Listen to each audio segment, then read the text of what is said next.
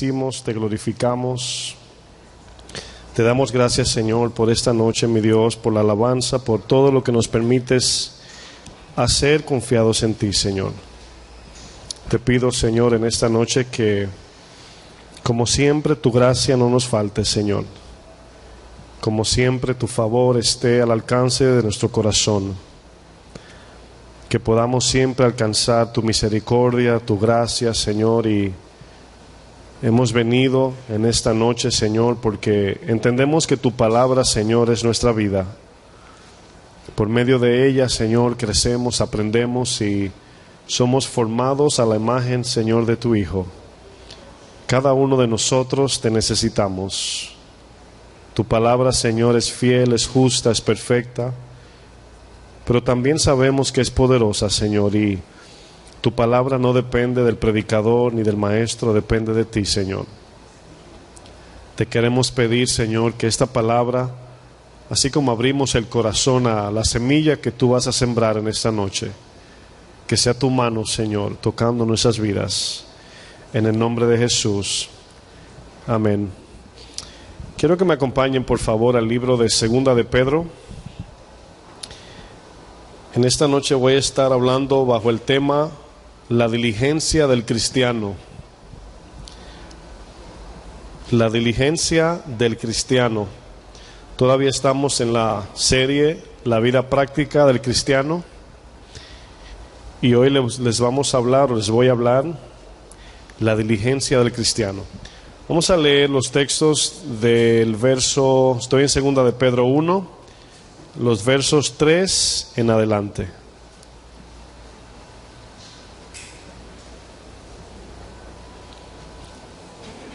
¿Llegaron todos? Parece que no. Dice: como todas las cosas que pertenecen a la vida y a la piedad nos han sido dadas por su divino poder, mediante el conocimiento de aquel que nos llamó por su gloria y excelencia, por medio de las cuales nos ha dado preciosas y grandísimas promesas, para que por ellas llegaseis a ser participantes de la naturaleza divina, habiendo huido de la corrupción que hay en el mundo a causa de la concupiscencia. Vosotros también, poniendo toda diligencia por esto mismo, añadid a vuestra fe virtud, a la virtud conocimiento, al conocimiento dominio propio, al dominio propio paciencia, a la paciencia piedad, a la piedad afecto fraternal y al afecto fraternal amor. Porque si estas cosas están en vosotros y abundan, no os dejarán estar ociosos ni sin fruto en cuanto al conocimiento de nuestro Señor Jesucristo. Pero el que no tiene estas cosas, tiene la vista muy corta, es ciego, habiendo olvidado la purificación de sus antiguos pecados, por lo cual, hermanos, tanto más procurad hacer firme vuestra vocación y elección, porque haciendo estas cosas no caeréis jamás, porque de esta manera se os será otorgada amplia y generosa entrada en el reino eterno de nuestro Señor y Salvador Jesucristo. Tengo 4 preguntas que quiero compartir.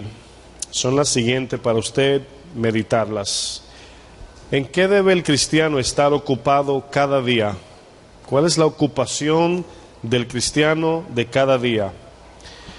¿Acaso el Señor nos salvó con el fin de volver a nuestros quehaceres? O sea, vinimos al Señor y una vez salvados volvemos a nuestros quehaceres cada día. ¿Qué pasa con un cristiano que no persevera hacia la madurez? Y la última pregunta sería la siguiente: ¿entraríamos al cielo sin cumplir los mandamientos de Dios, aún siendo cristianos? Son preguntas muy importantes para hacer. Yo quiero utilizar otro texto en Mateo 5:20, quiero que usted vaya conmigo allá, y vamos a meditar en esto que Jesús dijo. Mateo 5:20. Este texto nos ayuda a ver una condición que Jesús pone para entrar al cielo. Y yo sé y entiendo que somos salvados por gracia, por la fe en Jesucristo. No hemos colaborado en nada para ganarnos la salvación, pero hay un acontecimiento que debe suceder luego de la salvación. Y es donde muchos cristianos se quedan estancados. Mateo 5:20 dice, porque os digo, ¿quién está hablando aquí? Jesús, que si vuestra justicia no fuere mayor que la de los escribas y fariseos, no entraréis en el reino de los cielos. Ahora, sí debemos tomar en cuenta de que Jesús está hablando aquí antes de la cruz.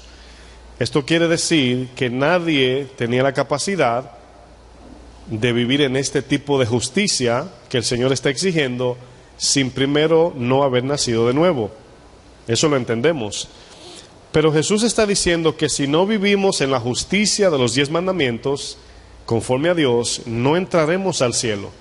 Y muchos cristianos tienen el concepto de que una vez fueron salvados y Dios le ha dado un sello irrevocable, el cual Él nos debe llevar a la eternidad, sin nosotros mostrar esa salvación cada día por la vida espiritual o la vida cristiana. El énfasis que yo noto aquí, que a mí me da temor, es que Jesús dice, no entraréis en el cielo si no vivimos por encima de los fariseos y los escribas. Ahora, quiero que recuerden que en ese tiempo, si Cristo no hubiese venido, siempre hemos hablado esto, los fariseos eran hombres envidiables ante el pueblo. Eran personas que la gente pensaba que ellos estaban recto ante Dios. Y hasta que llegó Cristo fue que muchos se dieron cuenta que eran falsos, hipócritas, sepulcros blanqueados, o sea, eran buenos por fuera. Entonces, hay veces que podemos ver de manera externa una actitud o un comportamiento sin nosotros conocer la intención de nadie. Esto no quiere decir que no podemos ver el fruto ni tampoco discernir el que es de Dios o no. Pero no debemos de por ver una persona que habla bonito, que va a la iglesia, no falta, estudia mucho, etcétera, etcétera, decir que es una persona de Dios, sino por el fruto. Cuando vienen las pruebas, ¿cómo enfrentamos las pruebas? Cuando viene el momento de ser generoso con los necesitados, ¿cómo somos? Cuando viene la prueba de las ofertas de este mundo, ¿cómo respondemos? Etcétera, etcétera. Y aquí los fariseos tenían gran reputación. Ustedes bien recuerdan cuando el Señor los confrontó y vino Pedro y le dijo, Señor, ¿sabe que los fariseos se ofendieron con tus palabras? Y el Señor le dijo, todo árbol que mi Padre no plantó será desarraigado.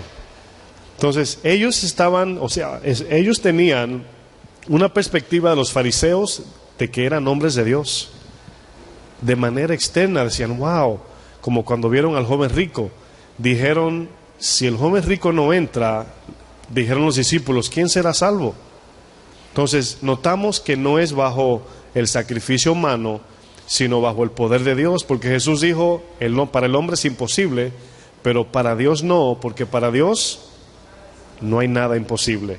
Entonces, ¿qué quiere decir esa posibilidad en Dios? Quiere decir que ahora, en el poder del Espíritu Santo y su palabra, podemos vivir como estilo de vida en la justicia que Dios demanda.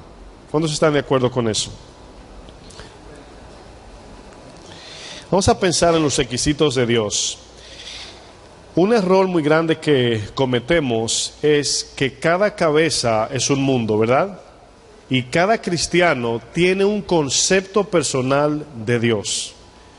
Ahora, no debemos nosotros decir cómo es Dios, sino dejar que la Biblia nos diga cómo es Dios.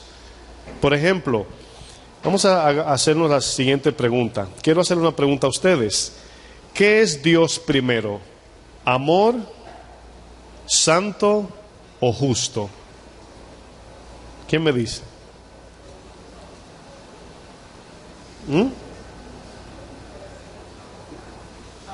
¿Santo? ¿Santo? ¿Santo primero que amor y justo? Bueno, Dios no tiene tiempo. En Él no hay primero, segundo. Dios no opera primero en santidad y luego en amor. Dios es 100% al mismo tiempo todo. Ahora quiero que capten eso bien, porque es muy importante. Dios es justo es santo, es amor en todas sus decisiones. Aun cuando envía a alguien al infierno, aún allí está mostrando su amor. Ahora es ahí donde nos confundimos. Pensamos que Dios es más amor que santo o más amor que justo, sino que Dios opera en todo el sentido al 100% al mismo tiempo. Cuando Dios aplica su amor, les pregunto, ¿tiene que ver con lo que hicimos para Él? ¿Sí o no? Cuando Dios nos ama, ¿depende de nuestro amor y obras? Entonces sabemos que Dios es amor. ¿La santidad de Dios el lunes es más santa que el martes? No, ni tampoco su justicia. Entonces nos damos cuenta que Dios en todo tiempo aplica la justicia igual. Usted y yo no. Nosotros cuando queremos algo somos más amorosos. Cuando nos estamos delante de la gente somos más santos y más justos. Cuando nos conviene usamos la justicia, pero Dios no es así. Entonces esto quiere decir que la exigencia de Dios en todo tiempo es al 100%. Ahora, esto tiene una explicación. Usted diría el famoso dicho, nadie es perfecto, ¿verdad? ¿Cuántos han dicho eso? Bueno, nadie es perfecto, todos nos equivocamos. Bueno, Dios nos dio dos cosas, de muchas, dos, que nos ayudan a andar en perfección. ¿Quién sabe una de ellas? No. La palabra la puede tener un ateo. Su Espíritu Santo, ¿qué más? Y su sangre. Cuando el Espíritu Santo nos ayuda a obrar al 100%. Por ejemplo, la palabra del griego pecado es hamartía, significa errar el blanco. Cuando usted, obedeciendo a Dios, por así decir, un ejemplo, tira la flecha, su flechita hace así y el Espíritu la toma y la pone en el centro. Esa es la ayuda. Entonces Dios se lo cuenta como una justicia esa obra. Pero cuando usted peca y confiesa, ¿qué sucede? Dice que Él es fiel y es justo para perdonarnos, y no solamente perdonarnos, sino su sangre nos limpia de toda maldad. Ahora, esa es la diferencia del creyente y del no creyente. Cuando dicen, y tú no pecas, a diferencia que en el cristiano genuino vive en la santidad de su Hijo, en la justicia de su Hijo, en el amor del Padre. Cuando nos equivocamos y confesamos, o sea, pecamos, la sangre nos limpia y estamos otra vez perfectos. Cuando estamos en la obediencia a Dios con el corazón intencionalmente correcto y nos equivocamos, Dios completa lo faltante. Entonces, eso es lo que cada día aumenta nuestra adoración y gloria cuando le cantamos. Porque yo no puedo amar si Él no me da amor. Yo no puedo ser justo si Él no me ayuda. Yo no puedo andar en santidad si Él no me fortalece. Entonces todo lo que hacemos es en sinergia con Él. Él hace una parte y nosotros la otra. Pero nosotros no ayudamos, sino que colaboramos para que se efectúe el poder de Dios en nosotros. Por ejemplo, ¿cuántos saben lo que es una pasola, una Vespa? ¿No saben lo que es una pasola? No sé cómo le llaman en su país, pero son motonetas automáticas, sin cambios aquí. Usted la acelera y por ahí María se va. Así decimos en mi país, hermana. Por ahí se va la motoneta, ¿verdad? Ahora, quiero que noten lo siguiente. En una bicicleta usted necesita esforzarse. Tiene que pedalear. En la subida, pedalear. Pero en una motoneta, Vespa, pasola, como usted lo entiende en su país, lo único que usted tiene que hacer es ¿qué? Acelerar y frenar. Ese es el dominio propio ahí, ¿verdad? Pero usted no está ayudando a la motora, a la motocicleta a avanzar. ¿Sí se dan cuenta? Entonces, esa es la vida cristiana. El mundo quiere, por medio de una bicicleta, llegar allá. Nosotros se nos fue dado a una motocicleta automática que solamente tenemos que acelerar. Montarnos cada día, acelerarla y frenarla. Ese es el Espíritu Santo. Usted no se esfuerza para ayudar a las obras, sino que solamente obedece. Bueno, las exigencias de Dios, disculpen, están basadas en su carácter. Si Dios es amor, Él nos exige que amemos, ¿verdad? Si Dios es santo, nos exige santidad. Si Él es justo, nos exige justicia. Entonces Dios siempre nos va a exigir conforme a su carácter. Pero vamos a ver en Romanos 11:22 algo. Estoy tratando de cambiar nuestro concepto porque cuando estamos mal con Dios como cristianos, nos acomodamos pensando que Dios está de vacaciones. Esto es lo que nos ayuda, hermanos, a tener temor de Dios. Le voy a hacer una pregunta, Romanos 11. Cuando usted anda mal con Dios, ¿verdad? Piense, no sé si pueda hacer esto, pero lo voy a preguntar como quiera. Todos se nos pasa quizás un día, un tiempo que andamos fríos. ¿A cuánto le pasa? Puede ser un día, una hora, medio día. Nos enfriamos de momento. Cuando usted se enfría, lo que significa es que usted se desconectó de Dios, anda en la carne. Esa es la idea. Entonces, en el momento que usted anda en la carne, no tenemos un temor que nos pone a temblar. ¿Saben por qué? Porque cada uno tiene un concepto diferente de Dios. No, pero Dios tiene paciencia conmigo. Él sabe. O sea, lo controlamos. Ajustamos a Dios a mi comportamiento. Y debemos de tener cuidado con eso, porque lo que nos ayuda a temer a Dios es que cuando andamos en la carne, Dios no está en control de nosotros, aunque tiene control de todo, pero nosotros ahí estamos fuera de su propósito. Esa es la idea. Fíjense lo que dice Romanos 11:22. Aquí yo quiero que antes de leer, usted se haga la pregunta: ¿qué es Dios para mí? ¿Quién es Dios para mí? Porque es importante conocer a ese Dios verdadero. Ahora, ¿quién sabe de los 10 mandamientos de memoria el segundo mandamiento? ¿Quién se lo sabe? No, el segundo de los 10, no en el Nuevo Testamento, en el Antiguo. No te harás imágenes, ¿verdad? No te harás imágenes, o sea, no te imagines tu propio Dios. Esa es la idea, porque nos vamos a las fotos de una vez, ¿verdad? Y van los católicos. Sino, no te hagas imágenes, quiere decir, no te imagines tu Dios, porque es idolatría. Sino que la palabra de Dios es la que nos dice a nosotros quién es Dios. ¿Están aquí? Ok. Entonces, fíjense lo que dice el texto. Mira pues la bondad. ¿Cuántos aman la bondad de Dios? ¿Cuántos aman la severidad? Bueno, Dios te bendiga.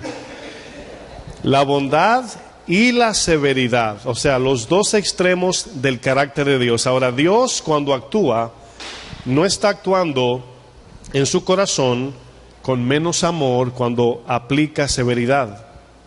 O sea, Dios no es menos amoroso, porque la ira de Dios es la protección de su amor. Cuando Dios derrama su ira es porque en algún lugar se está practicando la falta de amor. Sodoma y Gomorra, por ejemplo. Cuando descendió juicio era porque allí se estaba deteriorando el ser humano. Estaban rompiendo la ley del amor. Rompieron la santidad y la justicia, y el efecto de romper el amor de Dios es juicio. Cuando alguien va al infierno no es por falta de amor, es por no recibirlo y por romperlo. Esa es la idea. Dice, mirad la bondad y la severidad de Dios. La severidad ciertamente para los que cayeron. Aquí le está hablando Israel. Estoy usando este ejemplo, este verso de ejemplo nada más. Dice, pero la bondad para contigo. ¿Quién es contigo? Aquí son los gentiles. Dice que usó severidad con ellos que cayeron, los judíos. Y contigo son los gentiles. Dice, luego dice, si, ayúdenme, si permaneces en esa bondad. ¿Qué quiere decir eso? Si caminamos en esa obediencia, el cual produce bondad de Dios. Dice, pues de otra manera, tú también, ¿qué? Serás cortado. Ahora fíjense aquí cómo Dios aplica su justicia, hermanos. Ahora, siempre o mayormente nosotros vemos a ese Dios tan amoroso que no se atreve a enviar su disciplina. Siempre tenemos ese concepto de que aunque ando mal, el lunes que viene yo me arreglo. O sea, como que es cuando nosotros queremos. Si no ando derecho con Dios, yo me mejoro en el futuro. En un mes, ¿verdad? Entro en la dieta. Y no, hermanos, es peligroso, porque en el momento que andamos en desobediencia, Dios no ejecuta su juicio inmediatamente. A veces espera un año, como con David, ¿se acuerdan? Que cometió adulterio. Pasó todo un año y David bailando y brincando y danzando, y se le apareció el profeta cuando menos se lo esperaba. Y es aquí donde debemos tener amor. Vamos a volver al capítulo 2 de Romanos, volver hacia atrás. Romanos 2:2.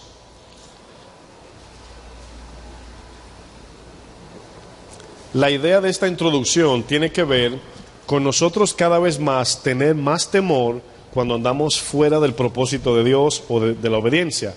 Romanos 2:2. Aquí también el Señor le está hablando a los judíos, pero está hablando de cómo Dios opera. Y eso es lo que vamos a extraer de allí. Dice, verso 2, ¿están allí? Dice, mas sabemos que el juicio de Dios contra los que, ¿qué dice? Contra los que practican. ¿Qué es practicar, hermanos? Ahí está hablando de en qué pasamos el tiempo. Pero siempre que la Biblia habla de práctica, inicialmente es en nuestra mente, en qué andamos entretenidos el día entero. La práctica de la carne no es cuando tocamos o cuando agarramos, es en qué andamos en el corazón. Luego dice, los que practican tales cosas es según verdad, o sea, su juicio. Verso 3. Ahora, quiero que noten la palabra después de la I. ¿Qué dice? Piensas. Ahora, recuerdan que le dije que cada uno tenemos un concepto de Dios. Y aquí le dice Pablo, le dice, y piensas, o sea, tú crees, tú tienes este concepto. Dice, oh hombre, tú que juzgas a los que hacen tal cosa y haces lo mismo, que tú escaparás. Ahora, notan aquí, le está hablando aquí a los judíos, tenían un concepto de que porque tenían la ley, los malos eran los otros. Y ellos estaban libres del pecado y libres de la condenación. Pero ellos pensaban, tenían su propio concepto. Y el Señor le dice, ¿tú piensas que porque juzgas por medio de mi ley, tú escaparás? Fíjense lo que dice luego del juicio de Dios, verso 4. O menosprecias las riquezas de su benignidad, paciencia y longanimidad, ignorando. ¿Ven la palabra allí? Ignorando. ¿Ven lo importante de conocer a Dios? O sea, le voy a preguntar algo, hermanos. Imagínense que usted va a un país extranjero y de repente usted alquila un vehículo allá y se mete por una calle en vía contraria y lo para la policía, ¿verdad? Y usted le dan la multa y le dice, perdóname, yo no sabía. ¿Usted cree que el policía lo deja ir? ¿Sí o no? No. O sea, la ignorancia de la ley no nos hace inocentes. Esa es la idea. Y aquí el texto nos dice que, voy a volver al texto donde dice ignorando que su benignidad, o sea, oigan bien hermanos el texto, lo bueno que Dios es a estas personas que no se han arrepentido y al que no se ha arrepentido, tiene que ver con mostrándote el camino hacia el arrepentimiento. Dice, ignorando que su benignidad te guía al arrepentimiento. Ahora, ¿qué quiere decir el texto? Que no nos confundamos cuando la cosa está tranquila, sabiendo que estamos mal con Dios. Porque esa paz temporal tiene que ver con un empuje o una demostración de que Dios nos está dando tiempo para arrepentimiento. Porque luego se acaba esa benignidad de Dios. Verso 5. Pero por tu dureza y por tu corazón no arrepentido, quiero que me ayuden con la próxima palabra. Atesoras. Ahora bien, quiero que noten esta manera. Jesús dijo, no os hagáis tesoros en la tierra. Atesorar significa ahorrar o guardar nuestras riquezas en un lugar. Pero atesorar tiene que ver con nuestras obras. Tiene que ver con lo que hacemos, bueno o malo. ¿Usted cree que cuando hace algo bueno en el Señor, cristianamente, Dios se lo anota como una buena obra? ¿Sí o no? Una buena obra. Están asustados. Si usted hace una buena obra, ¿Dios se lo escribe en su libro como buena obra? ¿Sí o no? Claro que sí, hermanos. ¿Usted cree que merece galardón? No merece, pero se lo van a dar. Se lo van a dar, espero que a mí también.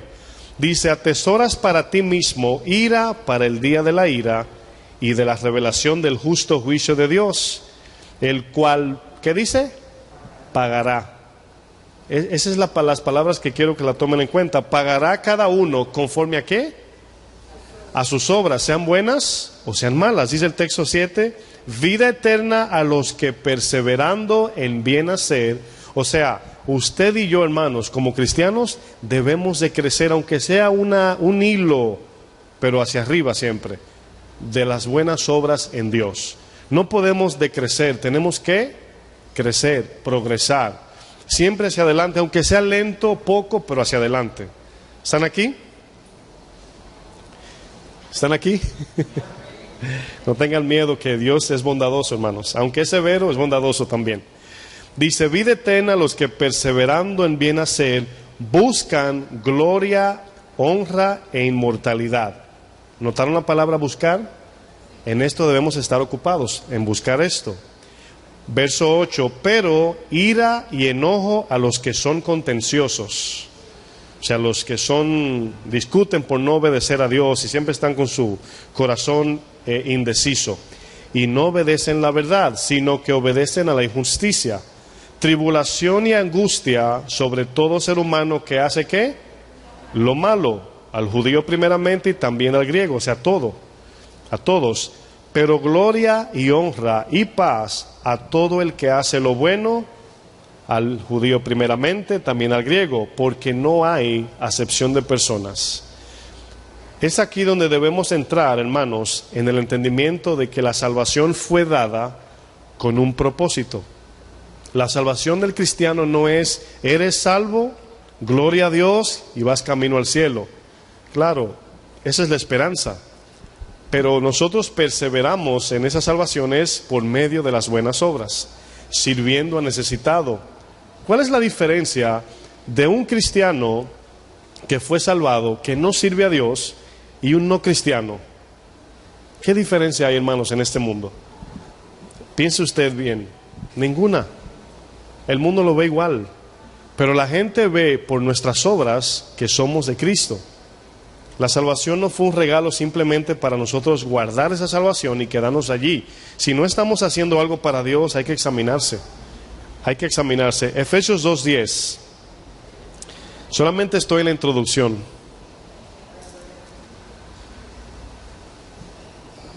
Espero esto le dé ánimo, hermanos, porque hay mucha necesidad allá afuera. Y a veces nos enredamos tanto en mi problema que no me alcanza a alcanzar, valga la redundancia, al que está perdiéndose allá. Yo le voy a hacer una pregunta y la razón de la pregunta tiene que ver con despertar su corazón. Esta pregunta tiene que ver no con contestarla, sino con despertar nuestro corazón. ¿Qué tanto nos duele cuando se muere una persona no cristiana? Sabiendo que su destino es el infierno y va a vivir eternamente en sufrimiento. Ahora, ¿cómo se responde eso? Lo que estamos haciendo para Dios. Eso define dónde está nuestro corazón. Cada vez que mueren, creo que mueren 6,000 personas por segundo. Piense usted. Y nosotros ocupados en el yo, en cómo me veo, en qué no tengo, en qué quiero. Y la gente perdiéndose, hermanos. Efesios 2:10 dice, porque somos hechura suya, creados en Cristo Jesús, para buenas, ¿qué? Obras, las cuales Dios preparó de antemano para que anduviésemos en ellas. Ese es el propósito de la salvación. Mateo 7:21. Estoy en la introducción todavía, ya le aviso cuando entremos en la clase. No, estoy hablando en serio, no es broma. Parece como que estoy bromeando. Mateo 7:21 dice, no todo el que me dice, ¿usted conoce este texto? Señor, Señor. Y la palabra clave es dice y hace. No es el que me dice, Señor, Señor, entrará al reino de los cielos, sino el que hace. Miren, yo pondría en mi Biblia este verso con un papelito que sobresalga rosado lumínico para leerlo semanal. En serio se lo digo, hermanos. Yo lo hago. Esos son textos de uno recordarse cada día, cada semana, porque dice el texto, no es el que dice Señor, Señor. ¿Cuántas veces en la alabanza levantamos la mano, Señor, tu gloria, Señor, tú eres Dios, Señor, tú eres mi Señor? Dice, sino el que, ¿qué dice? Hace, no el que dice, sino el que hace la voluntad de mi Padre que está en los cielos. Muchos me dirán en aquel día, aquí se dan cuenta, hermanos, y oigan bien, aquí no tiene que ver denominación de iglesias, a qué iglesia perteneces, quién es tu pastor, cómo se llama tu iglesia, qué tiempo tienes en el Evangelio. Aquí lo único que Dios va a ver es que hicimos la voluntad de Dios. Es lo único que Él va a ver. En aquel día me dirán, Señor, Señor, ¿no profetizamos en tu nombre? Es tan irónico que ese texto está ahí, porque lo que más hay hoy son profetas, ¿verdad?, que vienen de no sé dónde. Dice, y en tu nombre echamos fuera demonios, y en tu nombre hicimos muchos milagros. Entonces les declararé, nunca os conocí, apartaos de mí, hacedores de maldad. Esto es a cristianos, hermanos. Ahora, ¿qué estamos tratando de ver aquí? Buscando la solución de no caer en este engaño, hermanos, de vivir tan ocupados en mí, en lo que yo siento, y no sirviendo al prójimo. Se lo repito, hermanos, ¿qué tanto nos duele los perdidos? Y hay miles de maneras de cómo servir a Dios. Usted puede servir en la iglesia, en la calle, en su trabajo, por medio... Muchas personas dicen, yo no puedo ir a las misiones y envían su ofrenda. Eso es servicio. Hay, por ejemplo, el mismo pastor Chuy a veces habla de una vez que se mudaron y un hombre que Dios lo usa con el dinero, en sentido como José de Arimatea, hermanos. Y se mudaron y se apareció este hombre, le dio un cheque de la renta de un año. Ese hombre estaba sirviendo a Dios ahí. No era pastor ni predicador, pero todos formamos un pedacito del cuerpo, hermanos. Y hay que unirse en vez de desunirse y dividirnos en chisme, pleito, que tú dijiste, que yo dije. Hay mucho trabajo, hermanos. El día del bautismo, que tenemos el sábado próximo, tendremos una predicación porque van gente no cristiana que invitan a algunos. Y vamos a enseñar lo que es el bautismo, pero vamos a aprovechar para predicar ahí también.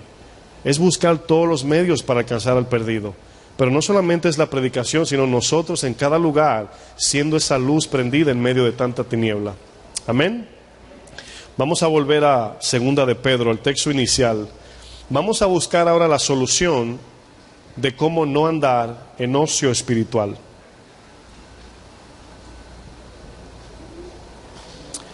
Usted no se ha preguntado, por ejemplo, esta misión se abrió ya hace 1 año y medio.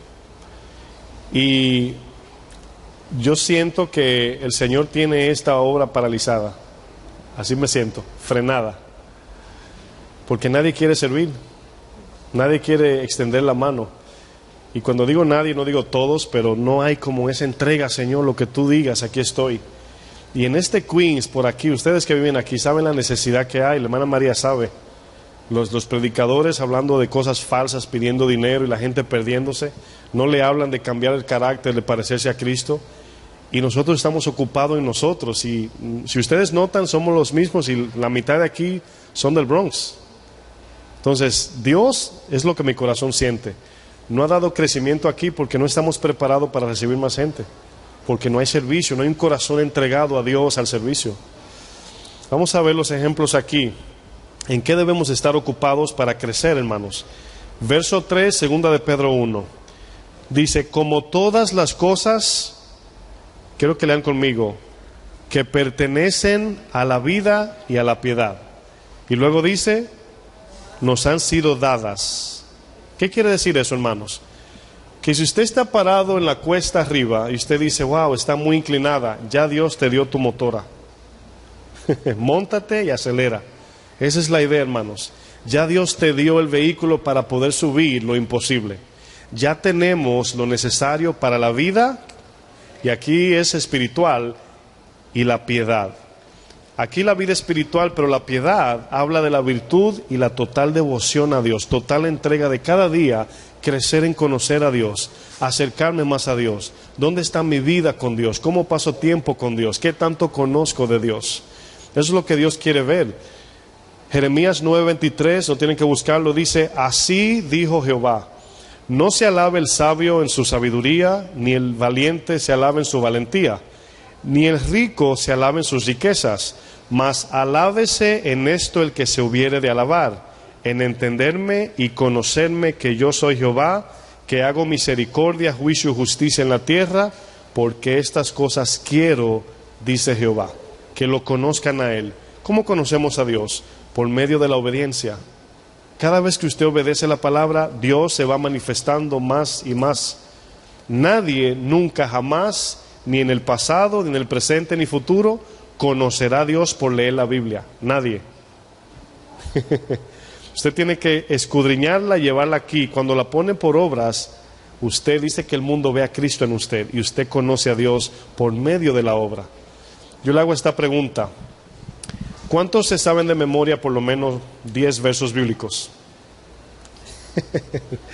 Por lo menos sin decir cuál verso, ¿no? O sea, citar 10 versos. 5, 3, 2. Yo sé que usted sabe, no quiere levantar la mano. 5 versos bíblicos, ¿no se sabe? De memoria, ¿no? Levante la mano, no quieren levantarla. Bueno, vamos a pensar en eso como conocimiento, ¿verdad? ¿Cuántos creen que Dios es grande?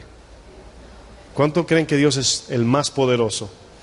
Ahora, eso es simplemente un concepto, porque no es lo que creemos aquí. Si de verdad yo creo que le sirvo, ¿saben quién es nuestro asistente, hermanos? La presencia de Dios. Asistente. El dueño de este mundo, hermanos, nuestro asistente. Ahora, lo tenemos como concepto, pero no como realidad. Porque estamos más atribulados por lo que no tengo material y terrenal que por lo que soy en Dios. Y yo sé que muchos son nuevos, y yo sé que no es una exigencia, pero yo sé que ya muchos están avanzaditos ya en el Señor. Yo sé que ya tienen que ir en la pasolita acelerando ya. Amén. Dice el texto más adelante, nos han sido dadas por Dios, pero luego dice por su divino poder.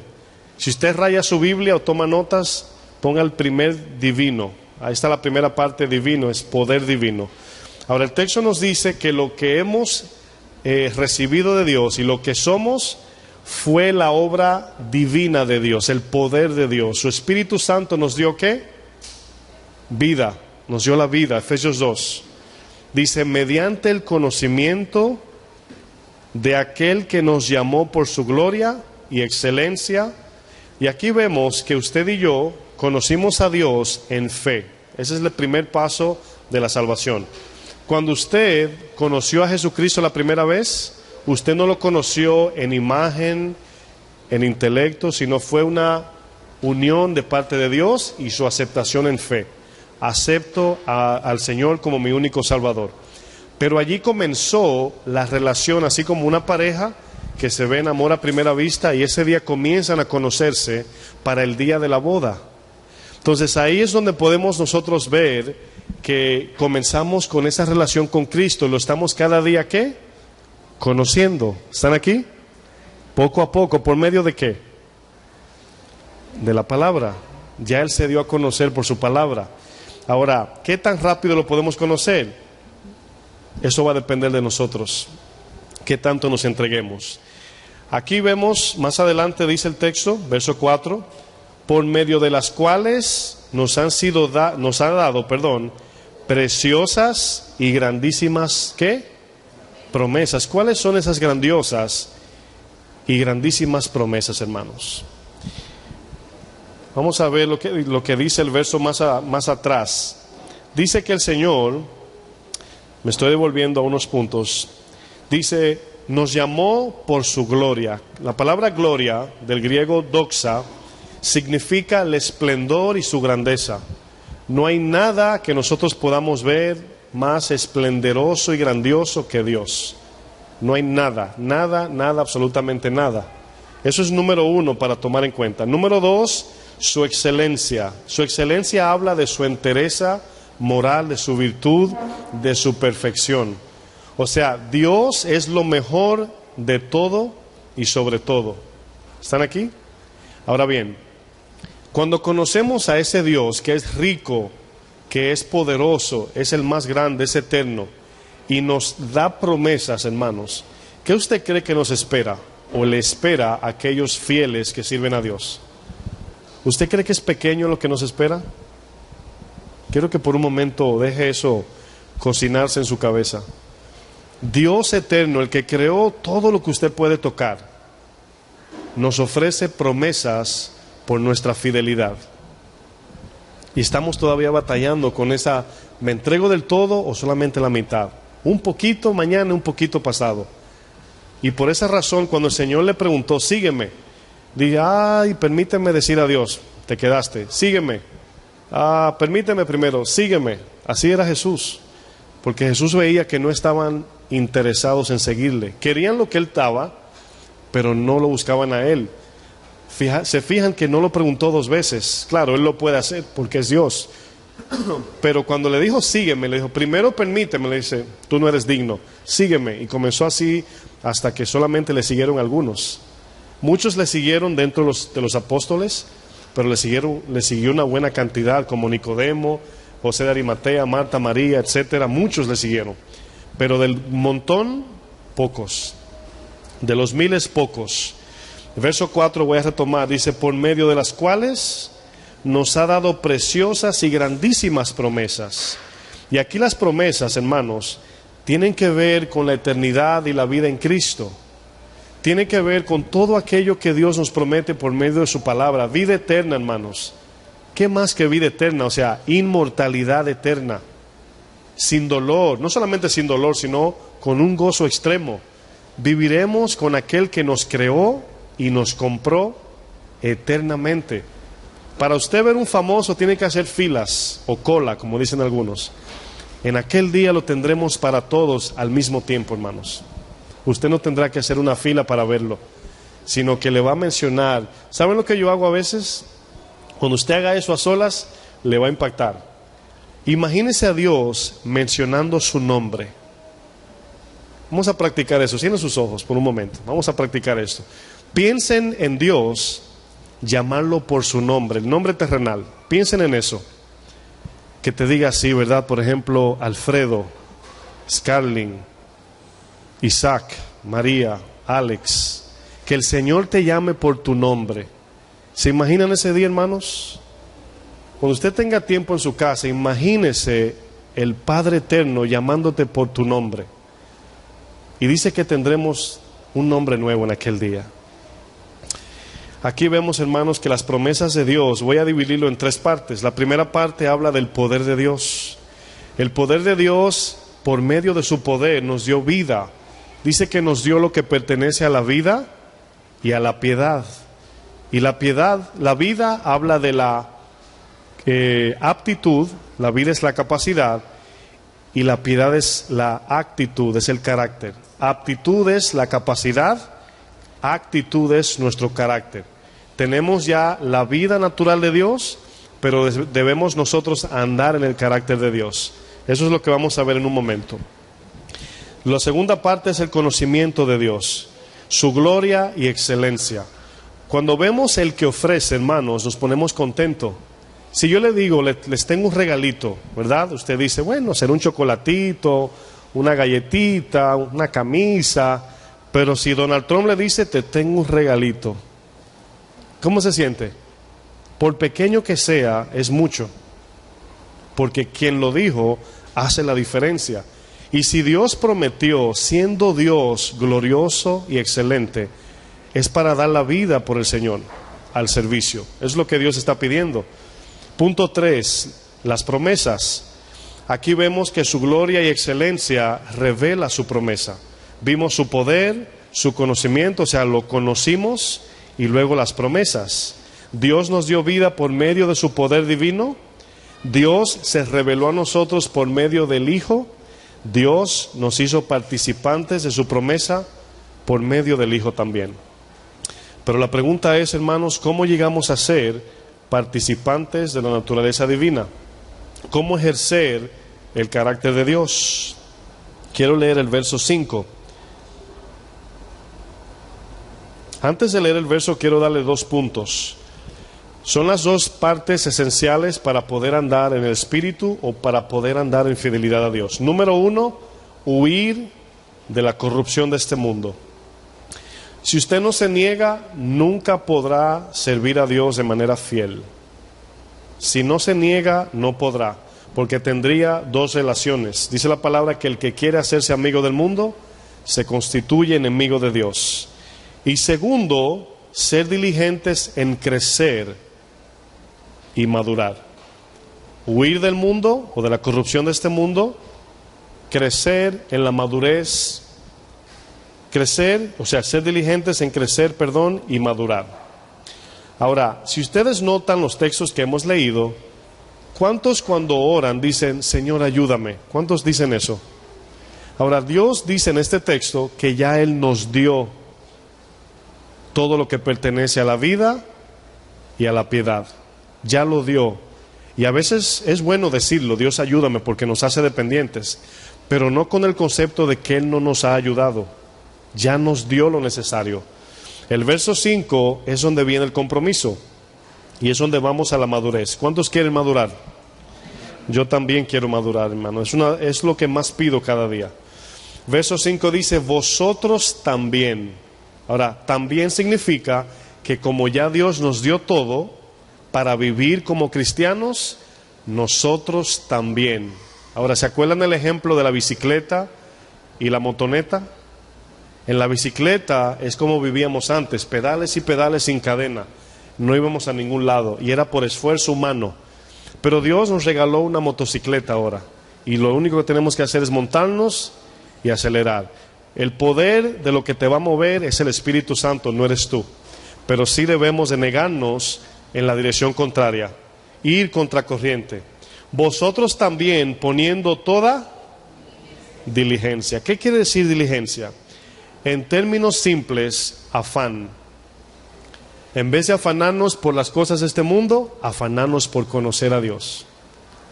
Si lo quiere entender fácil. La palabra diligencia es la palabra solicitud, que significa disposición para resolver con rapidez e interés lo que ha de hacerse. Es simplemente ser diligente en buscar a Dios. Ahora, diligencia no solamente es prontitud, sino también prioridad. Lo pueden poner así, 2P.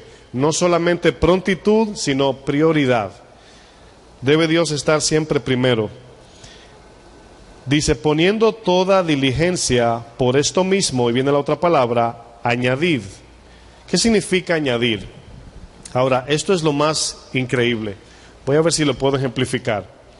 Dice el texto arriba que ya Dios nos dio todo lo concerniente a la vida espiritual.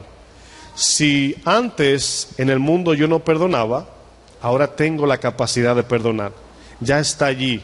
Solamente es confiar por fe que Dios lo dio, y cuando ejerzamos la vida espiritual, ahí está. Entonces, vamos a pensar en 2 despensas. Todos entienden esa palabra, ¿verdad? Donde se pone la comida. Y en cada cuarto hay 2 despensas, en cada uno hay una persona. Una despensa vacía y otra despensa llena. En la despensa vacía, las latas de comida tienen los frutos del Espíritu: amor, gozo, paz, paciencia, benignidad, bondad, mansedumbre, fe, templanza. Están ahí todos. Pero hay una de las despensas que no tiene comida, no tiene frutos. Y cuando esa persona que está en ese cuarto quiere dar el fruto de amor, ¿qué pasa? No tiene. Porque a el no creyente Dios no le ha dado lo concerniente a la naturaleza divina. Pero usted y yo estamos en la despensa donde está todo el alimento. ¿Están aquí? Amén. Miren para acá, no se apuren, son los niños ahí. Estamos informales aquí. Entonces, la despensa que está suplida, eso significa añadir. Cuando vamos al mundo podemos tomar de ahí y podemos operar en obediencia. Esa es la diferencia, hermanos. Ya tenemos todo el alimento espiritual para aplicarlo. ¿Saben por qué no crecemos? Porque la despensa está llena, pero no la usamos. Esa es la idea del texto. Dice, la palabra añadir significa alimentar y suministrar. Ahora pregunto, ¿a quién hay que suministrar? A nuestro espíritu. Llenarnos de la palabra para suministrar el espíritu. Dice el texto más adelante, añadid a vuestra fe, ¿qué dice?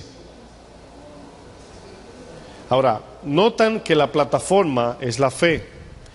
La palabra fe, quiero que vayamos, póngale una marca si tiene Biblia de papel, a 2 de Pedro, y vamos a 2 de Corintios 5:7. El texto comienza hablando de la fe. Dice, añadid a qué? A la fe, ¿verdad? Entonces, el punto de partida aquí tiene que ver con que se está hablando de creyentes. Ya estamos en la fe. ¿Qué significa la fe? Andar en el Espíritu. Ya somos nuevas criaturas. Quiero leer este texto como ejemplo de la fe. Por ejemplo, cuando dicen los que andan en la fe, tiene que ver con los que andan en obediencia espiritual. Los que son de la fe, está hablando de los creyentes. Los que tienen fe, está hablando de lo que ejercemos por medio de las obras. 2 Corintios 5, verso 7. ¿Están allí? 5, 7. Dice, mas Él nos hizo para esto mismo. ¿Es quién? 2 Corintios, asegúrese que no está en primera. 5, 7.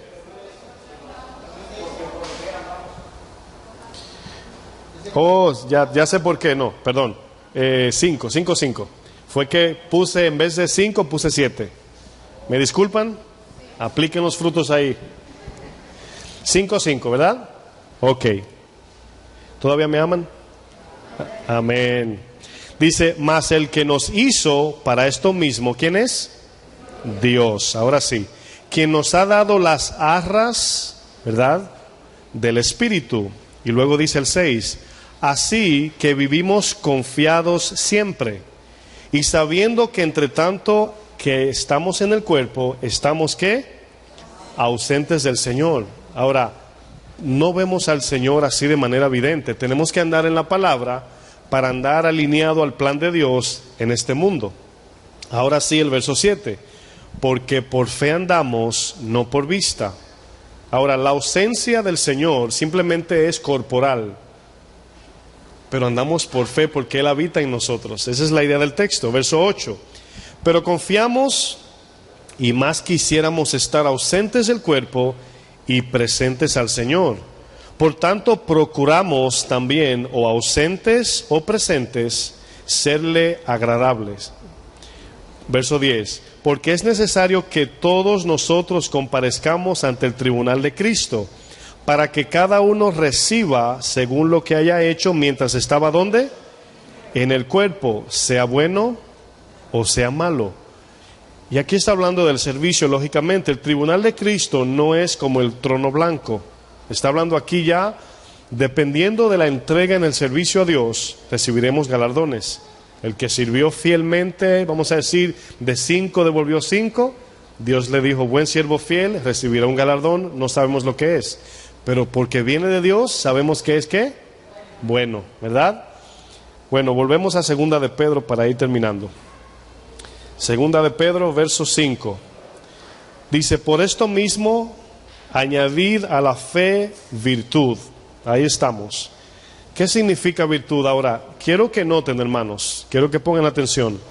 La lista que sigue se nos está demandando a nosotros. No es para que oremos y Dios lo mande, es para que nosotros lo agreguemos, porque ya tenemos todo lo que pertenece a la vida y a la piedad. Ya tenemos la pasolita, la motocicleta, nada más es acelerar. Quiero que se lleven ese ejemplo, porque ya Dios dio todo lo que nos ayuda a vivir como Dios manda.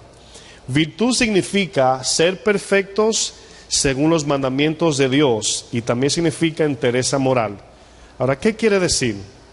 Cuando usted aplica un mandamiento de la palabra de Dios, usted siempre lo va a hacer de manera imperfecta, siempre. Pero la intención de su corazón de agradar a Dios es lo que va a recibir la perfección del Espíritu.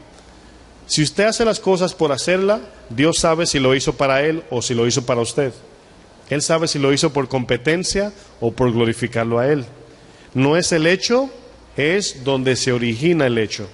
Cuando queremos glorificar a Dios, aunque no sea perfecto, Dios lo recibe como buena obra. Esa es la diferencia. Entonces, dice la palabra, debemos añadir. Ahora, añadir habla de siempre, no es un día, es todos los días. De caminar en esta entereza moral, andar recto ante Dios. Todo lo que parece mentira, adulterio, fornicación, todo lo que a Dios no le agrada, alejarnos de eso. Siguiente dice, y a la virtud, añadir ¿qué? Conocimiento. Ahora, el conocimiento de Dios no viene por estudiar la Biblia. El conocimiento de Dios viene cuando estudiamos la Biblia y la obedecemos. Dios se manifiesta en nuestros corazones. Vuelvo y repito, no podemos conocer a Dios únicamente por estudiar la Biblia, sino que cuando obedecemos la palabra, en la obra Dios se manifiesta. Es allí donde crecemos en el conocimiento de Él y no nada más del libro. ¿Están aquí? La palabra conocer o conocimiento, la misma que ciencia, significa conocer las cosas de Dios para el cambio de nuestro entendimiento. Al conocer más a Dios, nuestro entendimiento va cambiando, nuestra convicción, porque nos acercamos a Él. Punto número 3. Añadid al conocimiento, ¿qué? Ahora bien, el conocimiento es importante. El orden es ser, saber y hacer. Primero somos cristianos, conocemos a Dios y hacemos. Ese es el orden. Pero el dominio propio se necesita, lógicamente, porque, número 1, por el lado negativo es para tener dominio de la carne. Por el lado positivo es para manejar las cosas de Dios en orden. Se necesita templanza en ambas. Punto 4, paciencia. Añadid al dominio propio, ¿qué? Paciencia significa soportar las aflicciones y las tribulaciones que batallan contra el alma. Quiero decir esto de manera básica. Cuando usted va a obedecer a Dios, siempre vendrá un dolor, porque la carne no le gusta obedecer a Dios, es el espíritu. Usted tiene que seguir presionando, aguantando el dolor, para atravesar esa obra, o sea, tener la paciencia completa. No se devuelva cuando ve la dificultad, sino siga adelante en obediencia, y cuando termine esa obediencia, dice Santiago 1, seremos perfectos ante Dios. Y en esa obra, hermanos, Dios cambió nuestro interior. Cuando ese acontecimiento vuelve otra vez, ya se hace de manera natural. Ya tenemos el entendimiento. Es algo maravilloso, hermanos. Punto 5. Añadida a la paciencia, piedad. Ahora, es aquí por qué muchos cristianos se enfrían. Piedad significa la búsqueda de las cosas de Dios cada día. ¿Cómo buscamos las cosas de Dios? Claro, por la palabra, pero buscar vivir en ellas, permanecer puros, santos para Dios. Eso es piedad. También la palabra significa temor de Dios, piedad. Punto 6, afecto fraternal. ¿Cómo podemos mostrar el afecto fraternal? Primeramente, podemos verlo en el servicio. El servicio es hacia el prójimo. Y aquí no es nada más al creyente, también es al no creyente. Y el afecto fraternal significa un corazón dispuesto y disponible para servir a aquellos con todo nuestro ser, con toda nuestra vida. Y esto siempre, hermanos, siempre debe ir sin condición. Te ayudo, pero tengo que ver cómo me arreglo yo primero. Claro, hay compromisos, trabajo, horarios, pero me refiero es que a veces queremos servir sin que nos afecte. Y no se puede amar sin sufrir. Y el punto 7 habla del amor. Y el amor significa el amor incondicional, el cual se origina ¿en quién? En Dios. Ahora, este amor es el que completa todo lo que nosotros hemos dado en la carne. Porque cuando usted tiene que sufrir, entregarse, incluso muchas veces ser burlado, abofeteado, etcétera, el corazón medio se queda vacío, por así decir. Pero el amor de Dios es el que nos da valor, satisfacción, es el que nos da sentido de vida, generosidad, gozo, paz, etcétera. Y es ese amor nuestro motor que nos ayuda a seguir sirviendo a Dios. Quiero terminar leyendo los versos 8 en adelante. Dice, porque si estas cosas están en vosotros y abundan. ¿Cuántas dificultades usted enfrenta cada día, hermanos? Pocas, muchas, más o menos. Bueno, cada una de ellas es una prueba de Dios y debemos de atravesarla obedeciendo la palabra. Si estas cosas están en vosotros y abundan, quiero pararme un momento en abundar. Cuando usted, por ejemplo, va a perdonar a alguien o a tolerar a una ofensa, Dios no le tiene que dar más amor para eso, sino que usted tiene que negarse del todo para que todo lo que Dios nos ha dado fluya sin problemas, porque ya Dios nos dio. Dice, no os dejarán estar ociosos, y aquí ocio tiene doble sentido. Primero, en la falta de sentido de vida. Una mente en ocio es una mente que no sabe qué hacer, como que anda sin dirección. Pero también habla de las obras externas, sin hacer nada. Dice, no nos dejarán estar en ocio ni sin fruto en cuanto al conocimiento de nuestro Señor Jesucristo. Ahí notan que cuando agregamos estas cosas, vamos creciendo en el conocimiento de Él. Y nuestra vida cristiana, hermanos, se va afirmando, arraigando, perfeccionando y creciendo. Luego dice, pero el que no tiene estas cosas, tiene la vista muy corta. O sea, no entiende, no ve, sin discernimiento.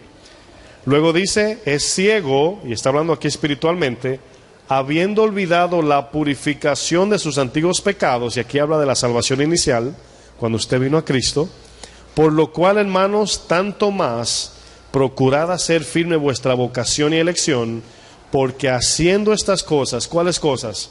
Añadiendo virtud, conocimiento, piedad, paciencia, afecto fraternal y amor.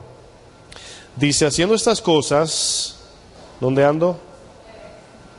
No caeréis jamás. O sea, no nos vamos a salir del camino, ocupados en esas cosas.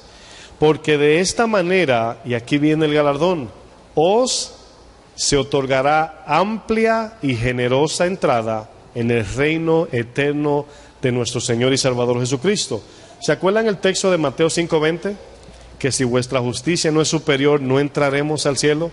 Pero si vivimos ocupados en esto, nuestra entrada será amplia y generosa. ¿Cuántos quieren en aquel día, hermanos, encontrarse de frente con el Señor, rodeado de sus ángeles y los galardones esperándonos allí, y ya no más dolor, ya no más sufrimiento, ya no más angustia, ya no más dudas, falta de valor, falta de un compañero, compañera, falta de comida, falta de dinero, ya no más? Pero ahora debemos atravesar todo esto para tener este recibimiento amplio y generoso. Amén. Póngase de pie, por favor.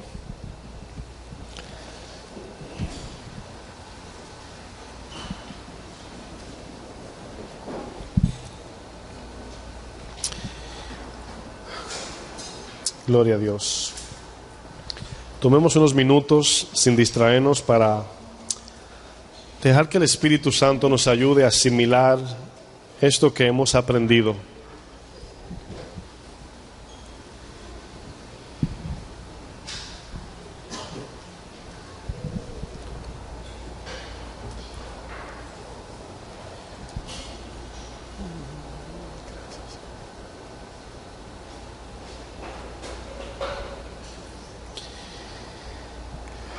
Gracias, Señor, gracias. Muchas gracias, Señor. Gracias, Padre, gracias. Bendito eres, Señor. Santo eres. Gracias, Señor. Padre, queremos tomar este tiempo, Señor, y pedirte perdón si hemos centrado todos nuestros planes y pensamientos y atención a nosotros y nos hemos olvidado de los perdidos, de aquellos que necesitan del amor que tú envías por medio de tu iglesia. Yo sé que hay muchos que son nuevos y están aprendiendo, pero hay otros que no. Y nos hacemos la pregunta, Señor, si de verdad te amamos. Tu palabra dice que el que dice que ama a Dios, pero no ama a su hermano, es mentiroso. Y si no tenemos la carga de los que se pierden cada día, según las estadísticas son 6,000 por segundo, ¿cómo podríamos en aquel día entrar de manera amplia y generosa, Señor? ¿Cómo entraremos al cielo de sucia conciencia, sabiendo que nos fuimos de este mundo sin hacer lo que teníamos que hacer? Entrando al cielo sabiendo que no dimos todo, que solamente dimos un poco, y por no extender toda nuestra vida, muchos se perdieron, muchos no vinieron a ti, porque yo no quise dar mi brazo a torcer. Perdónanos si no hemos mostrado favor, Señor. Tu palabra dice que demos de gracia lo que hemos recibido de gracia. Y tu salvación nos alcanzó por gracia en aquel día. Así también debemos de dar de gracia el Evangelio. Yo te presento a cada uno de los hermanos que están aquí, que han recibido este mensaje, esta información que va directo a nuestro corazón. Yo te pido que cada uno de nosotros podamos tomar este día, esta noche, y darle lugar al pensamiento de que debemos de corregir, debemos de crecer, debemos de olvidarnos de nosotros y alcanzar los que se pierden. Ya tú has hablado demasiado, nos has dado tu palabra, tenemos mucho depósito. Ahora debemos nosotros también poner diligencia. Perdónanos, Señor, si hemos mostrado dureza en nuestro corazón, si no hemos tenido esa sensibilidad de aquellos que no te van a ver jamás. Mientras nosotros podemos incluso jactarnos de la salvación, muchos se perderán. Te pedimos, Padre, que nos perdones. Perdónanos por estar tan ocupados en el aquí y ahora, sabiendo que entre el nacimiento y la muerte es un tiempo muy corto y pasará de manera rápida, y luego enfrentamos tu cara, tu rostro frente a nosotros, sacando cuentas de todo lo que hicimos mientras estuvimos aquí. Yo te pido, Señor, que tu Espíritu sea en cada uno de nosotros, trayendo esa convicción de esta realidad, que si la iglesia no se levanta, las personas se irán al infierno.